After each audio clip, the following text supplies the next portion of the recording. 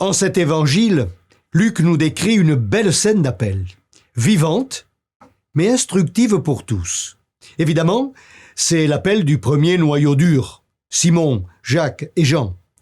Jésus partageait avec les foules la parole de Dieu.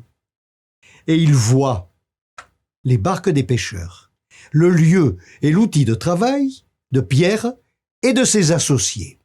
C'est là, au cœur de leur vie d'homme, qu'il va les rejoindre et que va retentir un appel dont nous vivons aujourd'hui. De la barque.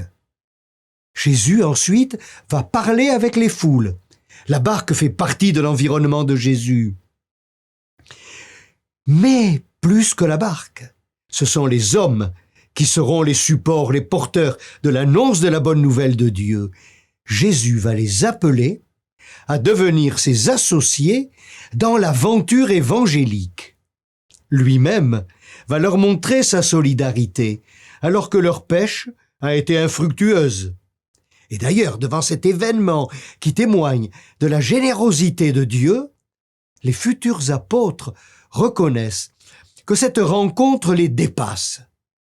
Pierre, plus tard, reconnaîtra, comme là d'ailleurs, mais sans les mots, « Tu es le Christ ». C'est fulgurant pour eux. Jésus va les rassurer et tout simplement leur dira « Ne prenez pas peur, votre vocation, à partir d'aujourd'hui, sera de prendre pour Dieu des hommes. » Ce projet est toujours celui de tout baptisé, disciple missionnaire, pris par Dieu au milieu des hommes et façonné par la parole de Dieu. Dieu rejoint toujours chacun en son environnement. Il vient dans notre barque. Pour le suivre, il faut l'entendre aussi nous appeler.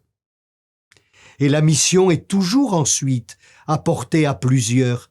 Pierre va appeler ceux de l'autre barque. Il part pas tout seul. Alors, mes amis, réjouissons-nous en lisant et en méditant ce texte.